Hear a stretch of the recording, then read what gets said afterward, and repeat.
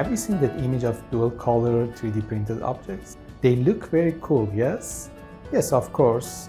Sometimes for printing in two colors you need a specific printer, sometimes not. But there is something always you have to do, preparing those files for dual color printing. Hi everyone, this is Majid, Digital Creation Specialist at One Public Library. And today I want to show you how you can easily design files on Tinkercad for dual color printing. Let's try it. In another video, I show you how to modify a design. If you remember that, we had this ornament with different dates on that and we changed it to 2020. Now the question is, suppose I wanted to print it in two colors and how I can export the file on Tinkercad to make it possible. First of all, you should know that the colors on Tinkercad are not real colors for the printer. These are just for designing. So if you see we have this color, kind of silver one, and then this orange and then red, these are just for designing, and we can change the color on this, for example, from red to green.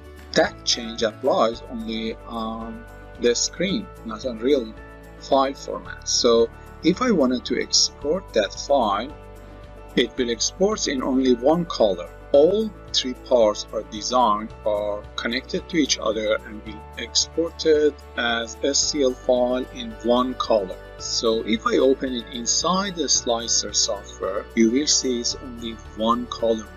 So I'm on Ultimaker Cura on our Slicer and open this file. So as you see, it's only in one color, one part. So this time I'm going to print these two parts in one color and number 2020 in another color. The good thing is with Tinkercad you can export different files. So if I grab this part, shift key down, you remember if you want to select two or more than two parts, you should select one and then shift key down, click on the second one. So now these two parts are selected. I mean the tree and the ring around the tree are selected. So if I click on export, then as you see it's only selected two shapes, so these two are selected. If I click on STL, that would be my first file.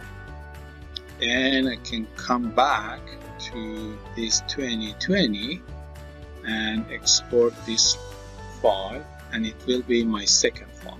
There is only one issue left. When you select these two, the whole tree will be selected. But I don't want the whole tree. I want this part of the tree where the numbers are going inside the tree will be engraved. So I'm going to click on these numbers, Ctrl D for duplicate. So now I have two sets of those numbers exactly on top of each other. Now I'm going to click on Hold. You don't see anything on the screen, but what happens now?